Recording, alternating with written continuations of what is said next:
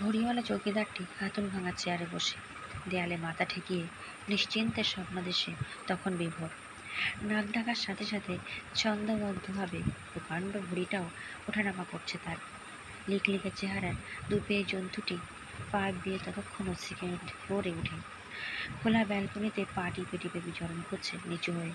মুখ ঢেকে তার মাংকি টুপিতে একটু উঠে খুব সন্তর্পণে আধো আধো ঠেলে খুঁজে নিচ্ছিল সে ভিতর থেকে কোনোভাবে বন্ধ না হওয়া দরজা জানালাগুলো।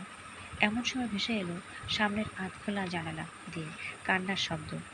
কৌতূহলবশত এগিয়ে গেল চোরটি। ডিম লাইটের আলোয় পর্দার ফাঁক দিয়ে ড্যাব ড্যাব করে দৃষ্টিপাত করছিল অভ্যন্তরীণ দৃষ্টিপথ। ফুঁপিয়ে ফুঁপিয়ে চাপা কণ্ঠে ফোনে কথা বলছিল একটি বিবাহিতা তরুণী। 70,000 যেখান থেকে পারো ওর অ্যাকাউন্টে ট্রান্সফার করো। বাবা, না তো তোমার মেয়েকে হয়তো আর পাবে না। ফোনের অন্য প্রান্ত থেকে বেশ কিছু কথা ভেসে এলো। তার উত্তরে এপার থেকে শোনা গেল পরবর্তী বার্তাগুলি। তার সম্ভব না বাবা, কোথায় যাব? একটা কানাকুড়িও যে আমার কাছে নেই আর। চোখের জল ফেলতে ফেলতে কথা জড়িয়ে যাচ্ছিল মেয়েটির। ও দরজা বাইরে থেকে বন্ধ করে রাখে সারাদিন। কাল দুপুরে ফিরবে ও, তারপর জানি না কি হবে। আমার বাঁচতে ইচ্ছে করে না বাবা। বাঁধ ভেঙে যমুনার জল গড়িয়ে পড়েছিল টানা টানা চোখ দিয়ে। চেনা কণ্ঠস্বরে কেঁপে উঠল অনাহত মানুষটির শরীর।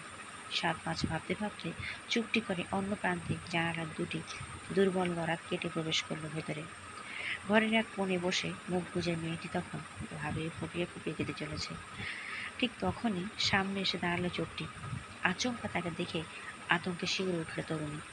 চোরটি ঝড়ের গতিতে এগিয়ে এসে মুখ চেপে ধরল তার। চোখ দুটো যেন উত্তেজনায় ফেটে বেরিয়ে আসছিল মেয়েটির। হঠাৎ করে ধেয়ে আসা অজানা আতঙ্কে কাঁপছিল তার শরীর মন। আমাকে ভয় পাবে না ম্যাডাম, আমি আপনার কোনো ক্ষতি করব না। ঠান্ডা কথায় যা বলছি শুনুন একবার। যেন কিছুটা হলেও ধরে প্রাণ ফিরল মেয়েটির। বেশ কিছুক্ষণের বাগবিতণ্ডার পর শেষমেশ মানুষটি সফল হয়েছিল মেয়েটিকে বোঝাতে, শুধুমাত্র বিশ্বাসের উপর ভর করে। অপরিচিত মানুষটির পেছন দিক থেকে তার কাঁধ জড়িয়ে নিজেকে অদৃষ্টের কোলে ঠেলে দিয়েছিল। মেয়েটি ভীষণ যত্নের সাথে সন্তর্পণে কখনো কার্নিশ তো কখনো পাইপে হাত ও পা রেখে মেয়েটিকে বয়ে নিয়ে মাটিতে পা ফেলেছিল সেই পরিত্রাতা। রাস্তাঘাট অলিগলি প্রায় সবই ছিল চোরটির নখদর্পণে। ছুটতে ছুটতে কয়েক মুহূর্তের মধ্যেই তারা রাস্তার অন্য গলিতে পৌঁছালো। নরক যন্ত্রণা থেকে নিস্তার পাওয়ার অদম্য আবেগে প্রায় সব চিন্তা শক্তি হারিয়ে ফেলেছিল মেয়েটি। কিন্তু এবার কোন পথে যাবে সে? কোথায় গিয়ে উঠবে? কেন এবার শুধু শুধু অপরিচিত মানুষটি তাকে সাহায্য করছে এভাবে? তাও আবার একজন অসামাজিক জীব। নতুন করে আতঙ্কে কেঁপে উঠল মেয়েটির দেহ মন। সব প্রশ্নের নিবারণ ঘটল ধীর পদক্ষেপে। মার্কি টুপি সরিয়ে এবার পুরোপুরি নিজেকে প্রকাশ্যে আনছে চোরটি। স্ট্রিট লাইটের আলো ছাওয়ায় কৌতূহলী মনোভাবাপন্ন মেয়েটি হাঁ হয়ে তাকিয়েছিল রহস্যে ঘেরা মানুষটির দিকে। এক মুখ দাঁড়িতে অল্প আলোয় শুরুতে ঠিক চিনতে পারেনি পারমিতা জয়কে। তবে কণ্ঠস্বরে হয়তো কিছুটা স্তম্ভিত হয়েছিল তার অবচেতন মন। নোনতা ঘামে সিক্ত পারমিতার শরীর। কুর্তির পেছনে কাটা অংশটায় নরম পিঠে উঁকি দিচ্ছিল কালশিটের বেশ কয়েকটা দাগ। ওড়না দিয়ে মুখ ঢেকে ফেলল পারমিতা। সে স্তম্ভিত আজ। এ কী অবস্থা করেছে নিজের জয়দা?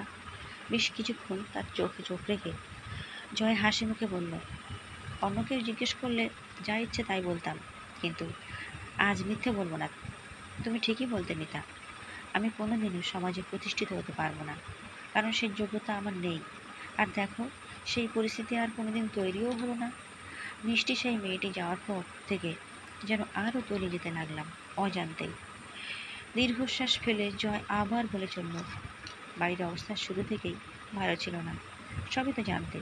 তবে যতটা পেরেছি সংগ্রাম করেছি। তবে পারলাম না আর। বেশ কিছুক্ষণের নিস্তব্ধতা গ্রাস করেছিল দুজনকে। কিছুটা পথ দ্রুত পায়ে অতিক্রম করার পর প্রধান রাস্তার মোড়ের শেষে একটা সরু চোরাগলিতে প্রবেশ করল দুজনে।